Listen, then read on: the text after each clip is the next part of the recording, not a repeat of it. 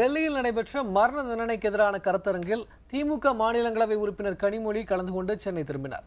அவரிடம் செய்தியாளர் ரமேஷ் நடத்திய நேர்காணலை பார்க்கலாம். பொதுவாக எல்லாரும் பேசும்பொழுது தூக்கு தண்டனைக்கு எதிரான கருத்துக்களை தான் முன்வைத்தார்கள். தூக்கு தண்டனை ரத்து செய்யப்பட வேண்டும் என்பதுதான் பொதுவான கருத்தாக இருந்தது.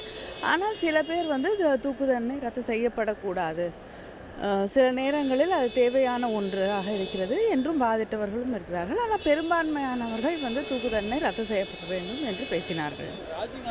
ராஜீவ்காந்தி கொலை வழக்கில் இப்போ 5 பேர் கொண்ட நீதிபதிகள் அமைத்திருக்கிறார்கள். ஏற்கனவே இது காங்கிரஸ் ஆட்சி தான் தமிழக அரசுக்கு எதிராக ஒரு நிலைப்பாடு எடுத்தது. தற்போது இருக்கக்கூடிய பாரதிய ஜனதா அரசு எந்த மாதிரியான ஒரு நிலைப்பாடு எடுக்க வேண்டும் என்று திராவிட முன்னேற்ற கழகம் கருது.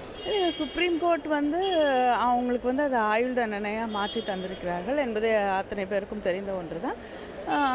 இன்று கார்த்திகேயன் அவர்களும் பேசினார்கள். அவரும் தூக்கு தண்டனைக்கு எதிரான ஒரு நிலைப்பாட்டை தான் அவர் எடுத்திருந்தார். அதுவும் 20 வருஷங்களுக்கு மேலே ஆகுது இந்த தண்டனையை நிறைவேற்ற. அந்த அடிப்படையிலும் அது நிறைவேற்றப்படக்கூடாது அப்படிங்கிறது தான் அவர் வைத்த கருத்தாகவும் இருந்தது.